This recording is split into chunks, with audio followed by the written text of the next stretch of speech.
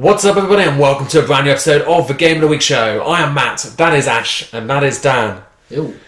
Hello to everyone on the eve, well actually as you're watching this, E3 will be going on right now. It will. So let's just get that out of the way right now. We are recording Sunday afternoon before E3, so this show is going to be all of the news in the lead up to E3. If you've come here for E3 news, unfortunately you are out of luck. We will be doing an extensive cover of E3 over the next week on our channel. But this is our weekly flagship show where the three of us get together and we discuss the latest and greatest news in the video game industry. We'll then also go through the video game releases for that week, and then we'll each pick our favourite game of the week.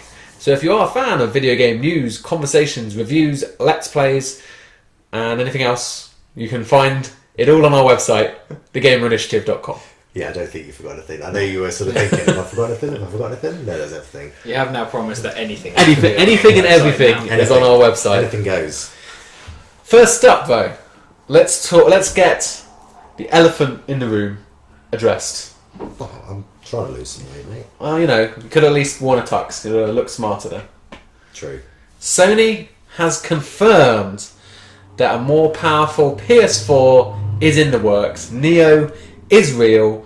It is coming. It's going to feature improved graphics and support 4K. But the most important thing is it will not be shown at E3. So you are both wrong. E3 predictions. But it's E3 week. No. These were E3 predictions. Also, E3 has not happened yet, and I said they would be talking about a new console, new generational thing. Oh, see, look, he's getting all of this. He's getting all of these caveats. I'm gonna have to listen to those words very closely. No, this is what I'm saying. I Yeah, said that, so we haven't actually had E3 enough to tell me that I'm wrong. Yeah. It's true. They could still. I mean, that pretty much says I'm wrong, but Yeah, we're not going to show this at E3 because we're going to reveal the PS5. You know, yeah, you could still be right. So yes, we're not going to see it at E3. The reason behind it is they want to make sure that they have enough content that shows it doesn't work. Possibly. Well, I think it's basically that. Obviously, the rumours started circulating in March. So, what's that, 3 months ago? Yeah. People probably knew a little bit before that. So let's say people have known for 6 months, maybe a year. You might not really have games yet that are in a position to really show off this new hardware. So Yeah. they want people to... There's no point saying, oh, look at this new hardware, and then they show off footage like, doesn't actually look any better. You know, they say it's going to support 4K, so they want people that are actually making games that look 4K. I know that's what you wanted. Yeah, Your 4K TV will finally have some benefit 3 years later. And this isn't probably going to be 2017 at the earliest, we don't know. That's fine. No price has been confirmed, but it unsurprisingly will be higher than the existing PS4. Yeah, the way I originally heard someone describe it was in a slightly odd manner, in which they said it would always be more. It would cost more than the 300 or 350 or whatever it was when it came out, launch version. Okay. And then they had to clarify that and saying what they actually mean by that is it won't always cost more than 350. It will. I'm talking dollars here because it's the US speak at the time. It will always cost more than the original version PS4. So if the original version drops to like 150 quid kind of thing, the other one could cost 170. It's always going to be a premium product of the two. And they have said that all games will still continue to support the standard PS4, but the majority of games will also support this. So the way they're sounding it is that every game will have to work. PS4 is still the benchmark standard, but this is just an additional hardware that people can make if they want to make their games a little bit better. But it's not going to become the new standard. Yeah, the biggest reason I've seen for them coming out with this is basically because VR on the original PS4 was looking a bit sketchy. Well, we know they need that extra power unit, don't they? So, I mean, that could be something. It doesn't make any difference because we get the power unit with Neo with the VR anyway. So it's going to exist. But I think when we look at the specs that are needed for Oculus, for example, you see how much bigger it is than what PS4 currently is. So that is now, all the rumours can be laid to rest. Now people can start speculating about when it's going to come out and how much it's going to cost. But yes, we know we're not going to see it at E3. So... it's good news though. Good news that it is there. Hopefully it's going to be that they're trying to already spin it as this is the extra thing for you elite people that want to have it. The standard is still very much going to be the standard, and everything's still going to run just as well, which is what you want to know. That is the way it should be. I think you should not be penalising people who want to just quite happy with their PS4 games, and they don't really feel they need anything else out of it. Great. But those that want to maybe upgrade, get a better console with better graphics, 4K, whatever the case may be, but want to spend the money, they can do, and still play their normal PS4 games on it. I think that's the best of both worlds. That's how they need to sell it, and it's the only way they can sell it. But it's constantly reassuring those 30 million PS4 owners, 30, 40 million, whatever it is, point, that they're still fine. Everything is still going to be for their console. Yeah. So we shall see how that develops. Moving on, though, even though E3, like I said, is only just occurring, some games have still been announced, delayed and stuff, so we'll go through those here now. First up is Watch Dogs 2 has officially been confirmed, and we've seen now our first trailer. We know the release date, we know the location. So we know it's set in San Francisco. We know it's coming November 15th, 2016, so pretty much 5 months to the day. We know there's going to be a new protagonist. So long, boring Aiden Pierce that everyone hated. I didn't have a problem with him, but everyone was just like... It was a very kind of cliche, bland revenge story. You know, like some people killed his niece, so now he has to go and hunt them down. I was like, oh. This guy is going to be called Marcus Holloway. He's going to be from across the Bay Area in Oakland, and his backstory is that he grew up seeing all of this profiling, because he is an African American, and also police brutality. Two very hot topics in society right now. Yes. And basically he is also from California, where the police are not exactly well known for being politically correct. So basically he wants to right all those wrongs. He is a very skilled hacker. He's going to be a member of DedSec, so that kind of overarching story will carry on into this new game. But we do see that there's going to be a lot of new gadgets at his disposal. He's going to have a lot more advanced acrobatic skill set. You see in the trailer and the video some like kind of parkouring. Yeah. Which is cool. Do you think he learned that from his ancestors? You know, possibly.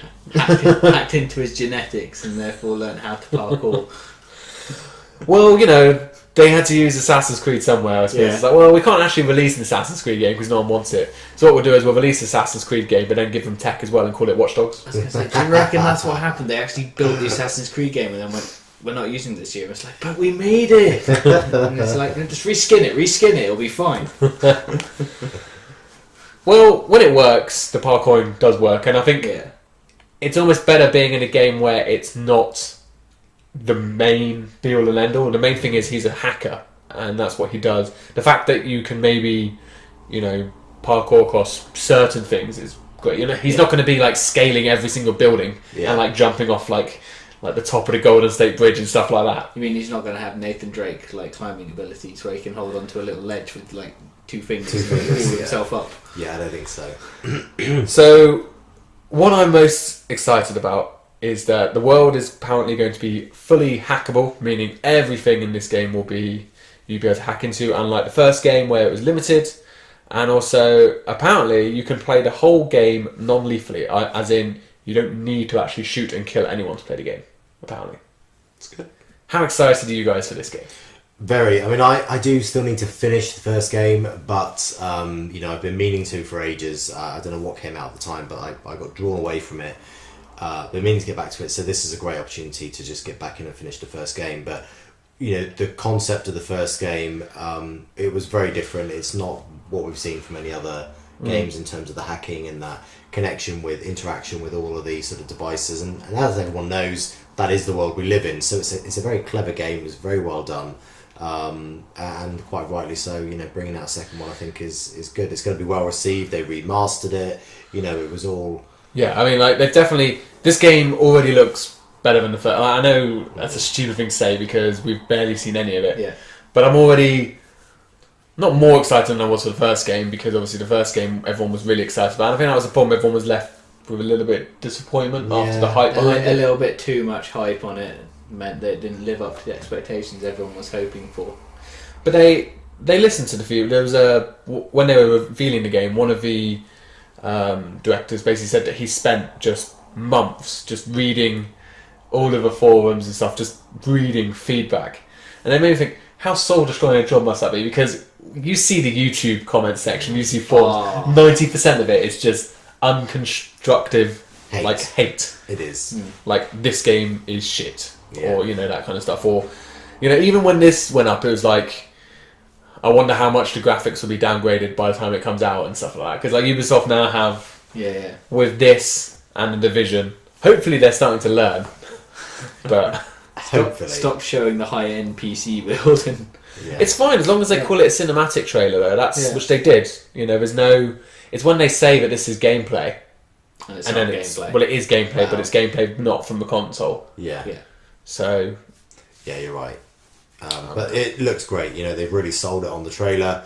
Set in San Francisco as well. San Fran's a great city. Got some great iconic buildings, views. You've obviously got Alcatraz there as well. Golden Gate Bridge. That's in the game. You don't have many games set there, do you? You don't. And I'm surprised. Yeah, I'm surprised you don't have many more because. It'd be a great location for GTA. Just sidetracking a little bit. Mainly because of the hills on the road. You're just the road. You basically the car fire chases. off one and then just be like, well, I'm coming down in about 2 miles. Exactly. And also with Alcatraz as well. So. Yeah. Well, it makes sense to have a hacking game in kind of the tech centre of definitely America. Some would even say the world. Some would say the world. I think so as well. Yeah. San Francisco. It's So.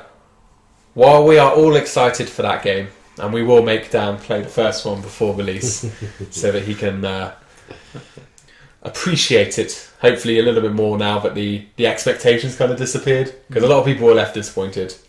But yeah, I'm excited for this. One game where we're not going to see in 2017, unfortunately, in 2016. Well, yeah, in 2016. We're only going to see it in 2017.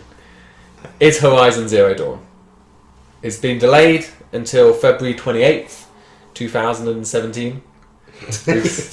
He has to just keep reminding himself which year. Too many years.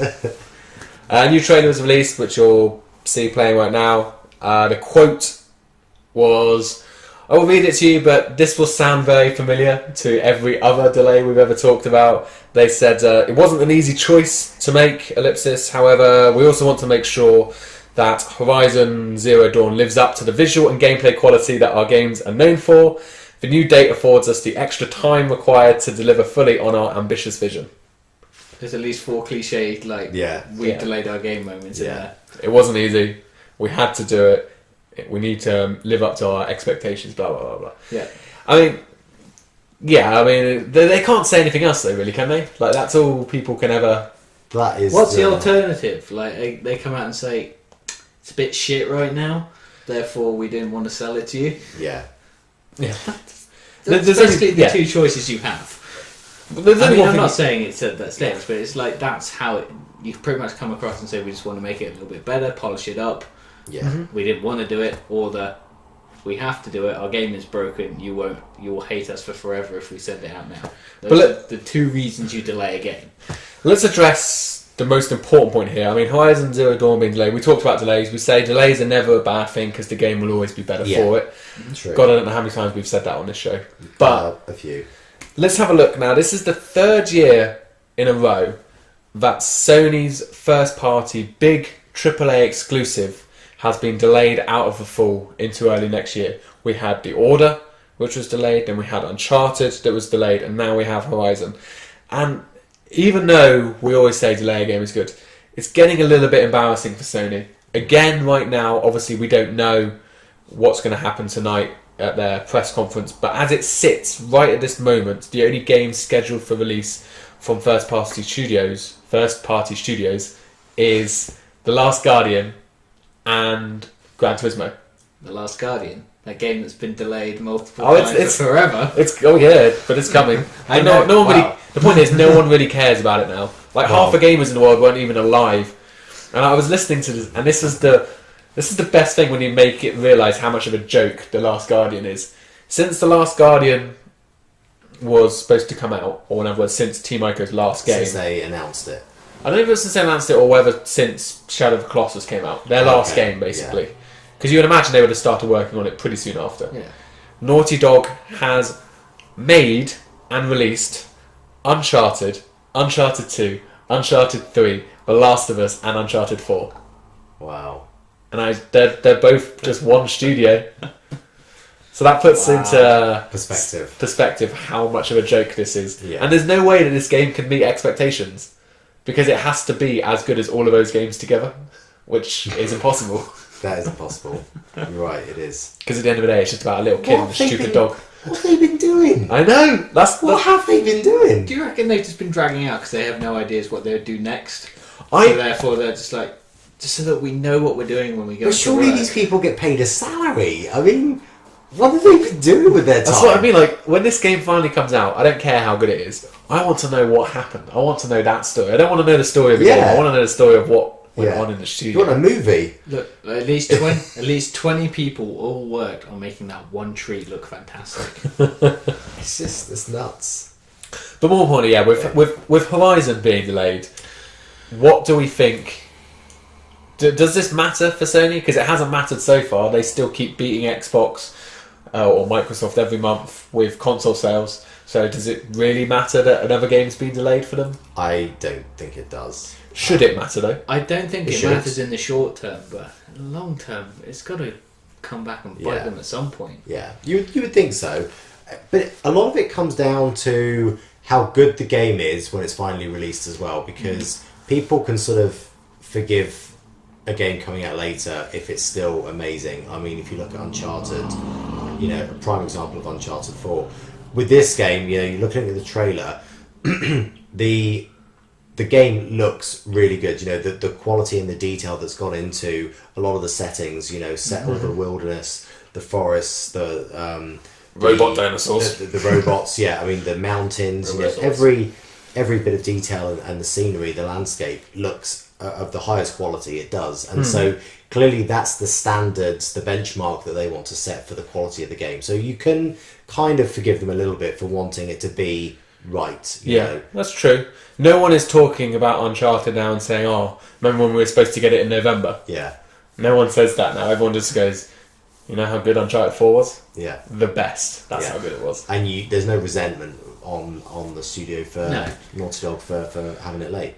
No, that's true. I guess they're probably relying on the fact that VR is almost like their big AAA this year. Because they can maybe sell PS4s through the headset, because VR is a big thing this year, and also there'll be bundles if and stuff. VR's ready to go by the time that game does come out. That's the game potentially. Could have some VR elements. Make it work. Maybe. I don't know. You reckon? It's the type of setting that I think if you could get it to work in it, it would work well. It would. But whether it will. It's a third person though, as far as we're aware. So I've always been intrigued about how a third person game would work in VR. I suppose it's not true VR, is it? It just gives you more of that kind of, you feel like you're almost sitting on their shoulder in the world. Yeah, true. I was also thinking. I don't think there's too much for change for a studio. I mean, if you look at what Rockstar did with GTA, they in the remaster on the PS4, they had the ability to be able to change between. Yeah, but that's changing. But I think this game has always been a third-person RPG, like Fallout, like The Witcher. It's Tomb Raider. Yeah. Whatever it is, that is the game.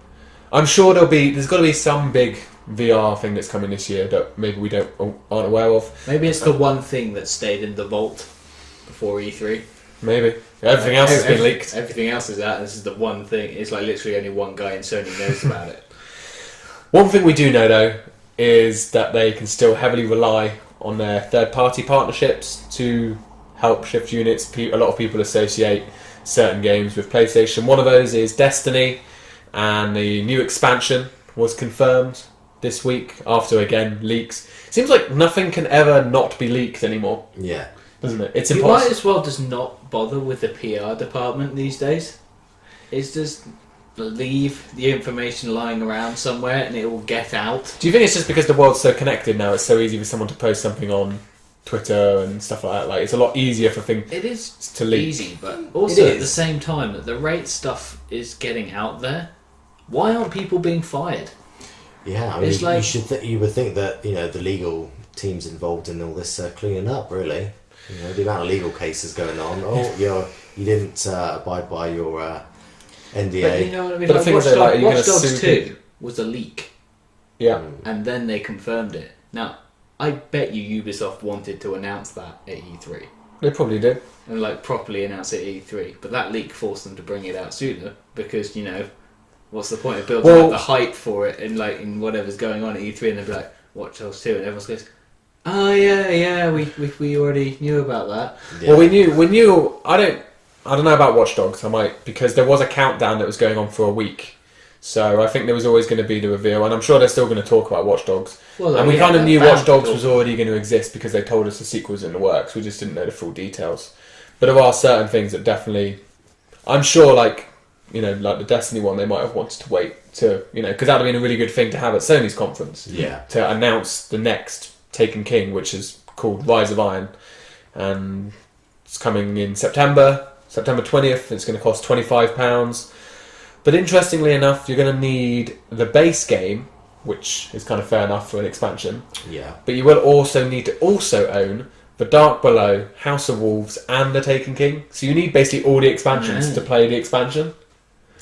Which at first I thought was really shitty. But then I thought, well, the people that are still buying this probably have bought all the Destiny stuff anyway. Yeah. And they'll probably release a super edition that will have everything for £50 when it launches anyway. They did for the Taken King, didn't they? They relaunched the game. Yeah. So, I suppose, but it just seems a bit weird. Yeah. So, for those of you that are interested, the game or the expansion is going to include new areas. The wall, which is the area, the community hub thing, is all being recreated. There's going to be a new raid. There's going to be new and updated strikes, new and more public events, new Crucible maps, higher light level, and new weapons, which include the Flaming War Axe, which is the greatest name for a weapon ever created. Do you care about Destiny still? I think we've had this conversation. I think we both, or all of us, are kind of... Yeah, kind of... Past now. Wow. I never played it anyway. So you never cared to start with? So no. But it's I played the main game. I liked the gameplay, thought the story sucked, and then that was it. I moved on. Yep. I feel that the Division is going to be very much like this Destiny model of the people who really, really like the game will jump back on every time the new thing comes out, and then it will kind of go, yeah, and then they'll jump back on. In my view, there's been much better games since then. Well, we were talking about this before. We all seem to like a game where there's an end. Yeah. Whereas Destiny's almost, and a Division, to an extent, is like a platform where you just keep playing. There is almost no end game.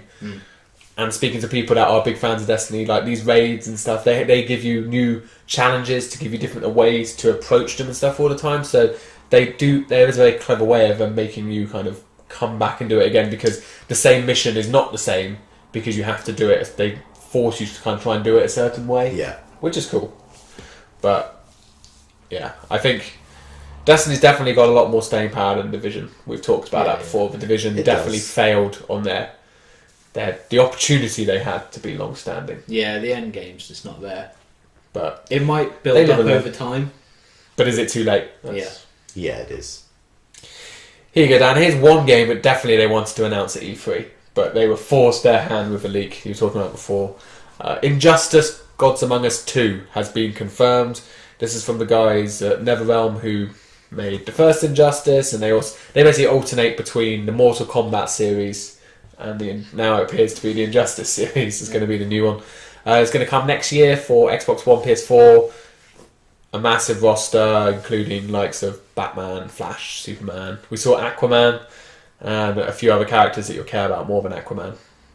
But it's a fighting game. They look this. We've all played the first one, I assume, because it was on PlayStation Plus at one point. It was. I think I popped it in for literally about 5 minutes against a friend. Lost both my fights. Said this game's stupid and turned it off.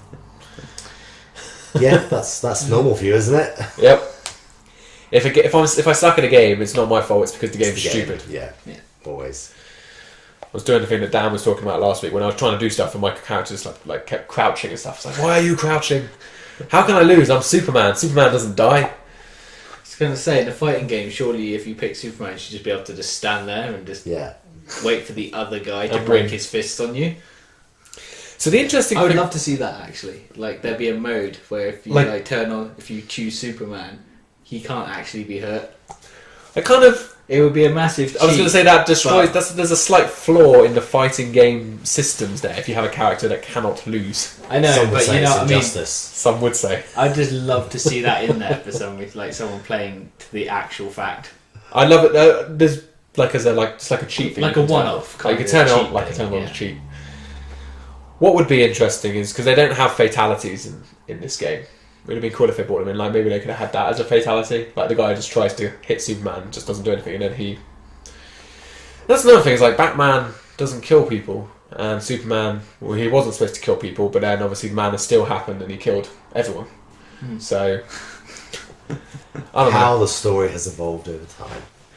He used to be America's greatest hero. And then he killed everyone. But it was alright because he was saving the world while doing it. But yeah, that game, for fighting fans, I'm sure something to look forward to, like I said. Unfortunately, there's not really any fighting knowledge or experience on this sofa, so we'll talk about the other game announcement this week, which is come from Volition, which is the developers behind the Saints Row franchise. They're going to be bringing us a new game called Agents of Mayhem. We know it's an open world game. It's going to be set in the urban city of Seoul, Korea. It's going to be 3 agents, set a team where they're going to all have their own unique skills.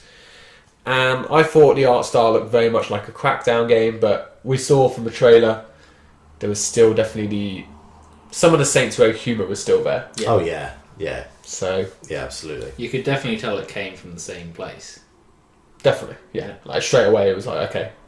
Well, it helps when they said Volition, and then the logo at the end looked almost identical to Saints Row. Yeah, same colour. But excited to learn more about this one. Yeah, this is one I think that's worth keeping the eye on. I'll admit, I didn't really get into the Saints Row games at all. No, I think we were talking about it before. It was like you could play this, or you could just play GTA. There's a lot of people out there that like them more to GTA because they take themselves over the top. Yeah, just because they're just stupid fun games. Yeah. And I think the main complaint from people about the last Saints Row is that it went too stupid. Yes. It's like everyone's like, yeah, we love you being stupid. We love you being stupid. It's like, well, hang on a minute. Don't be stupid now. You crossed the line with the aliens, my friend. Yeah. But no, something to look out. Literally all we've had is an announcement trailer this week. IGN have all month long a load of preview content that's going to be going up. So if you look like you might be interested by this game, go over to their website and they'll have plenty more content. We were not paid to give that promotion. I did it for free. So, and that's it on the news front. Like I said, we're not going into any of the pre-E3 rumours because by the time you watch this, E3 will already happen. So who cares about the rumours when you can find out and you can see the facts. Yes, exactly. And looking forward to talking about all of that over the coming week. But we will, before we leave today, go through the new video game releases for this week. Kicking off with the big release, which was Mirror's Edge Catalyst on PS4 and Xbox One. Obviously, the original Mirror's Edge is somewhat of a cult classic, I almost want to call it. Yeah, it is. Didn't do hugely well, but had like a really hardcore following. Yeah. And after years and years of asking for a sequel, EA finally agreed to do it. We see this is an origin story of Faith, but there hasn't really been... I haven't really seen much marketing around the game. It's not for an EA game as well. It's not huge. No. And to release it right before E3 as well, it's like... I think this one's very much relying on word of mouth and the fact that the fans of it will be searching for... There's no question that the Mirror's Edge name, I think, is well known. Even if it's not a game you've played, you knew it existed at the time. It was a big game at the time. Yeah. And yeah, I think the name already carries quite a bit of weight in terms of selling itself. But yeah, I haven't seen much in the way of publicity, marketing, advertising. Strange. Yeah. Are either of you have any interest in playing it? Because, to be honest... I played the beta, I played it on EA Access, and it's just still like kind of bored by this game. Yeah. I think the idea is always better than the execution, personally. Yeah, I personally no. I think possibly just because of what it is in terms of a game, like a first-person runner, essentially, or third-person platform runner, and it's just like it's not really my style of game. Yeah, it's like if you want a first-person parkour game, you might as well play Dying Light because it's got those elements and you also get to kill zombies. This is basically Dying Light without the zombies. So, I mean, it's set in an open world. I do like the idea of that you can like people set challenges for you to kind of go checkpoint to checkpoint and run across the city. Yeah. And I'm sure it's one of those games, in a way similar to Infamous, where at the start, because it's got you can improve your skills and stuff. You know, at Infamous you feel like you're supposed to be the superhero, but you don't really feel very powerful. And then by the end, you're like, I am God with all these powers. Yeah. And I'm sure that's how this game will feel. But you almost want to be able to do, when you know it's a parkour game, you want to be able to run and do all these things straight away, don't you? Well, yeah, you don't want to have to, spend ages just building up and, progressive. Getting better. Yeah. But, yeah, the reviews have been lukewarm, around the 7s, which means it's good, it's just not great. And when we talk about games now, it's like, well, you can be more selective. There are enough great games that you don't have to even settle for good. Yeah, it needs to be better. One game that very much might not be good is Ducati, the 90th anniversary on the PS4 and Xbox One, and also on PC as well. This is, as the title may suggest, a motorcycle racing game with a lot of Ducati bikes in it. Not Hondas. No Hondas. Yamahas. No Yamahas. Aprilia? Isn't that a vegetable? No. Okay. I think Suzuki? Yeah. Yeah, we this is from the same guys. What are they called? Ride. They made Ride. Yeah. They've done a couple of MotoGPs over the years as well, which I always remember the MotoGPs being quite good. But then we played. I remember when Ride came out, there was a demo, and I think we all downloaded it. Or I don't know if we all did. I think I went home and downloaded it, and I told you guys that it's terrible. Yeah. Yeah. And I think I was I think you considering it, and then I got like your message saying Ride is awful. I think you picked it as the game of the week that week because there wasn't much out. Yeah. And then I said you might regret your decision now because it's terrible. Yeah, I said I picked it because I played MotoGP games before and I liked them. Yeah. So it's something I wanted to look a bit more into, something like that. Yeah, and yeah. you were like, Don't. bad. So yeah, they don't have they're not coming off a great game. I hope for fans of Ducati that it's enjoyable, but I will not be racing out to buy it. I don't really see the draw On your of bike. a racing game where you've only got the one type. Well, I assume that it's going to have different models from over the years. Well, yeah, but my point is Yeah. in racing, it's always done by class, Yes. and therefore the class are all probably going to be about the same. True. I'm I suppose it assuming is. the only difference will be is if it's like, hey, you can have the MotoGP Ducatis, but you can have them from this year to this year to this year. Yeah. This was the good year, these were all the bad years. Kind of Yeah. Go and play Drive Club Bikes. That is a good bike racing game. So, yeah, support that. Support the guys at Evolution that are no more. So just give Sony your money. Broken Bots on PS4. This is your twin stick shooter of the week. There's not really a huge amount else to say about it. It kind of looks like it's set in spacey sort of time, and you're just shooting other ships and stuff like that. It's It's just a twin. There's nothing really else to add unless anyone really wants to there. No, it is as standard as it comes. We then have Phoenix Furia on the PS4. This is a pixel art platforming game, but looks like one way, if you enjoy dying a lot, then maybe this is the game for you. Yeah. If you like games that challenge you, what were they saying? You have to carefully plan your routes with split-second decisions and stuff like that. It's a cool idea, but it's one of these. If you like a hard game, I think then it might be one to enjoy. If you're someone like Matt who gets easily frustrated by dying 2 or 3 times. I don't get frustrated. What the fuck are you talking about? What? Anyway. Yeah. I think I'm kind of wondering whether Ash got the joke there or not. Yeah, I did. Okay. I did. Just, I wasn't going to bite. You see. Yeah, that was the problem. Yeah. He doesn't. He knows that I'm looking for a rise, Yeah. and if he doesn't give it, then I'm really disappointed. I move on. Yeah. Hard Reset Redux on the PS4 and Xbox One.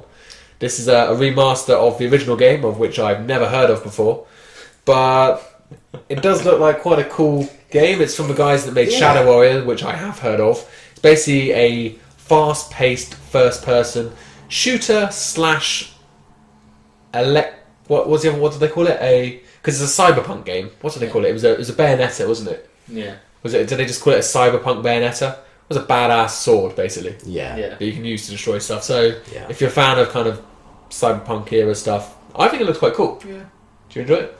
It's definitely up there in terms of what's out this week. Yeah. By comparison. This week it's very much what's the cleanest dirty t-shirt. This one. Yeah, they're all dirty, but one's Yeah. got to be...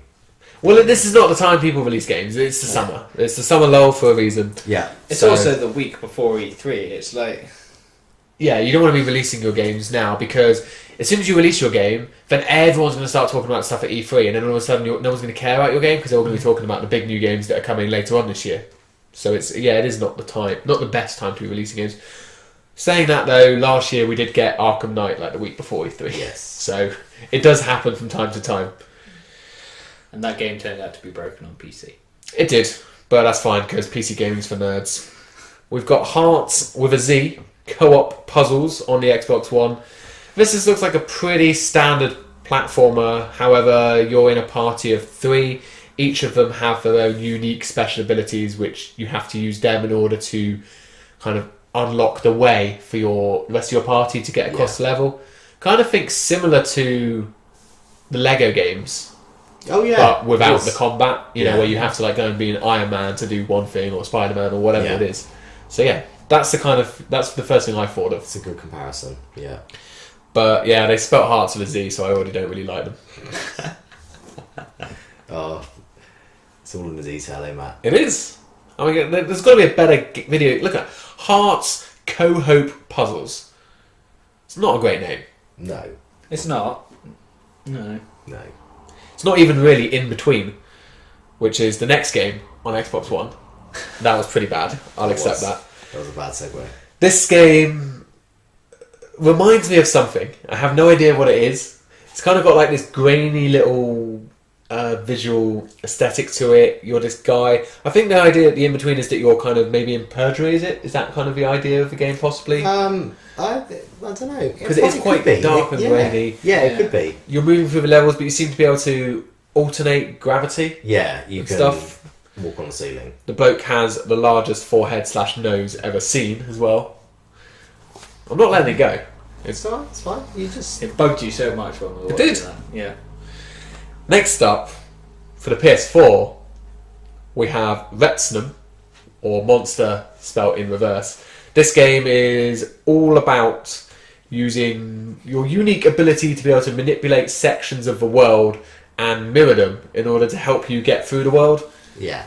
And if that sounds confusing, when you're watching the game, it looks just as confusing. Yeah. I was like, I do not play games to think that much. I play games to relax and enjoy. It Basically, does... the brain should be switching off when the Yeah. console goes on. It looks like a game that you're going to have to do a lot of thinking and a lot of head scratching. Maybe you just play the game in a mirror. You know, Yeah. reverse it back. Yeah. That could be a way around Yeah, it. that could be it. But yeah, if you like a game that challenges you on a more intellectual front, then maybe this is one for you. Soul Axiom, PS4, Xbox One. What was this one, Dan?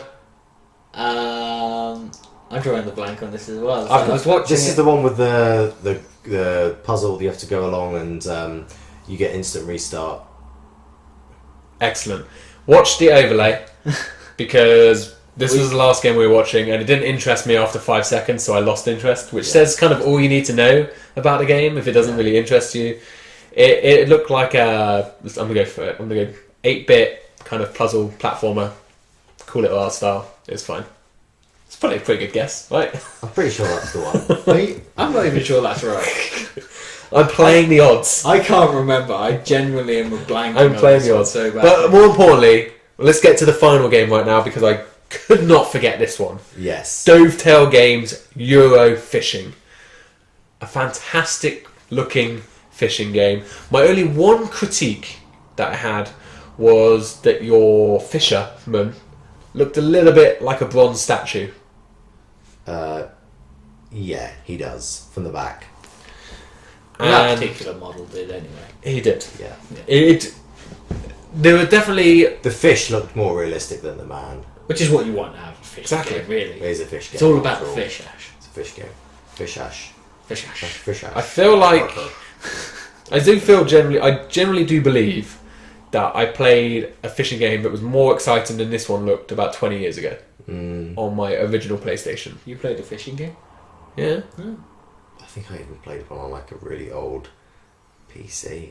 I used to really like the idea of fishing, and then until I realised the idea that actually fishing consists of sitting in a boat for like 10 hours and maybe getting one fish. And I was like, yeah, I don't have time for this. But yeah, if you're a huge fishing fan, this is definitely the one for you. It's definitely the best fishing game we have had, I'm going to say all year. The best fishing game of 2016. So there you go. Make it out what you will. Ash, I'm pretty sure I know the answer. But what is your game of the week? You're pretty sure you know the answer? Yeah. I don't know the answer. Well, We just talked about we just it. talked about it. There's a reason we saved the best till last. If you think I'm picking the fishing game as my game of the week, you can bleep bleep. Right. I Bleep, think bleep bleep. Bleep, bleep. If it is the game I'm thinking of, which I think it is, the puzzly. So you're going to pick the game that we don't even know.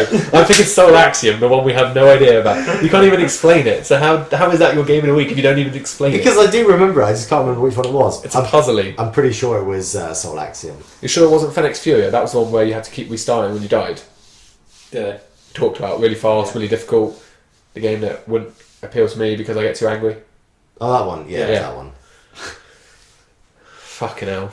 101 episodes. I'm hungry. And you can't even remember the game. I know, I'm hungry. I'm hungry.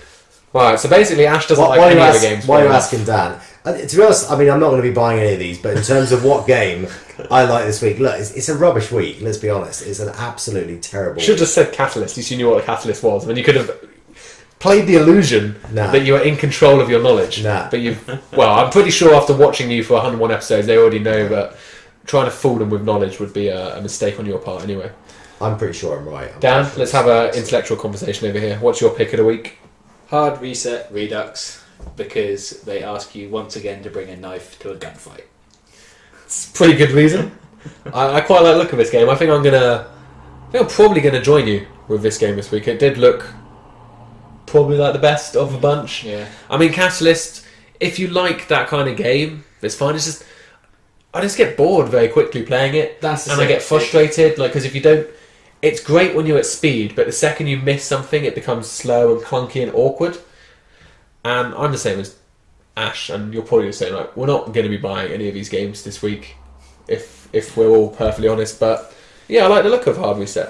Yeah, I think the best of the bunch, and Ash agrees as well. So all three of us are. No, picking Hard Reset does look good. I don't deny that, but I liked the sort of puzzle instant restart game, which I think it's Phoenix Furia. Of which title we will If they somehow dub in if later. they actually had more relevant names for these games, they'd be a bit more memorable. Or like Hearts co-op Hearts, puzzles. yeah. That's literally it. It's because it's like a co-op puzzle game, but they call Yeah. it co-hope. Yeah. I thought that was just your misspelling. No, Okay, fair enough. Look, you're sharing Another- the home. another- this is probably a low point for 101 episodes as well. So if you want to come back for our E3 coverage, well, more power to you. I know I wouldn't, but please do. It will be better next week. Yeah. We're not talking about new releases next week because there probably won't be any, and even if there are, it will be jam-packed with E3 information. We haven't quite decided how we're going to do it yet because we probably want to talk for an hour plus. We might almost have Last time we put it all in one video, that went on for forever. Well, I'm thinking maybe we'll have like a two-part special. We'll have like maybe Sony and Microsoft in one video and the third parties in the second video or something. Yeah. We'll work it out. You guys will see it. It will be on the channel. You'll all enjoy it and come and join us with the conversation. But for now, let us know in the comments what you think about PS4K, PS4.5, whatever you want to call it. Are you excited for Watch Dogs and Horizon? Destiny expansion. Is anyone still playing it? I'm sure plenty of you are. Even our small audience, I'm still sure Oh yeah. there are people Yeah. out there on our audience that play the game. Yeah. But for now, Ash, thank you. Dan, Thank you. Everyone out there, thank you for watching. Enjoy E3, and we will see you all next time.